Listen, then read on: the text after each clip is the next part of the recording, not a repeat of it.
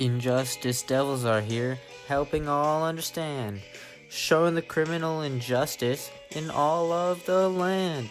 We aren't afraid, we don't need your money, we won't become corrupt. God, you're so funny.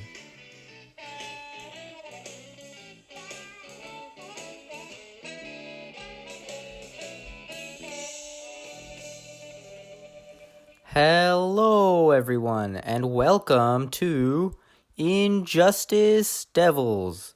On today's episode, we're going to be talking to some experts about criminal injustice.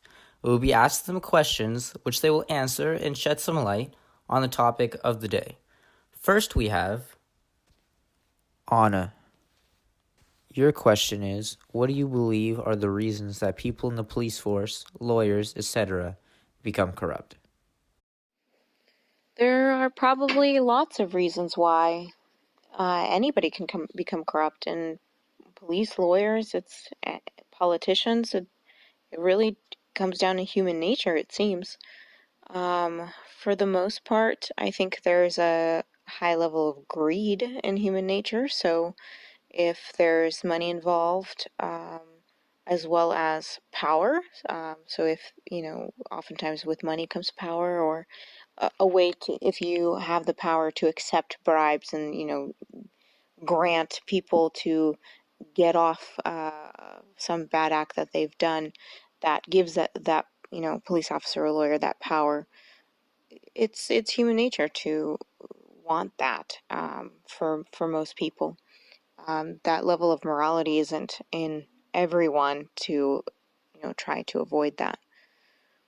So oftentimes it might be a desire for money and power, and other times I'm sure there are situations where there might be some people who have difficult situations in life, dealing with a loved one who has cancer, dealing with issues at home or in their environment, where they find themselves in a difficult situation in life where maybe breaking the law or taking bribes or being corrupt could benefit them in some way, more physically or financially. So there might be multiple different options. I feel like this requires a little bit more context and more specific examples to really dive into the depths of what this entails. All right, next we have Cynthia. First, I have to ask, what are some ways in which poverty affects an individual's everyday life? Well, poverty can affect someone in more ways than one.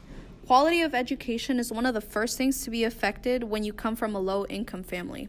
Poor areas have high dropout rates, which are then linked to the high crime rates in those areas. All right, thank you. Second, in which way is criminal injustice shown in society?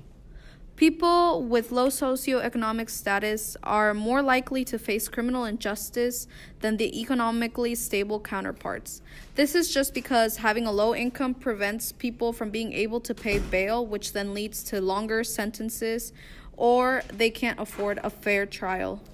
All right, thank you. And very last, do you believe that race plays a key role in your socioeconomic status?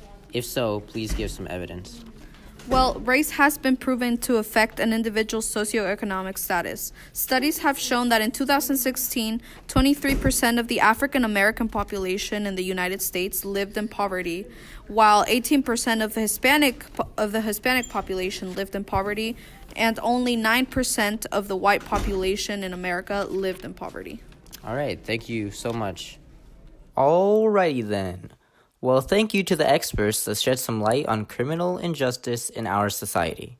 We hope to see you tune in next week for some more of the best information on Injustice Devils. Injustice Devils are here, helping all understand, showing the criminal injustice in all of the land. We aren't afraid, we don't need your money, we won't become corrupt. God, you're so funny.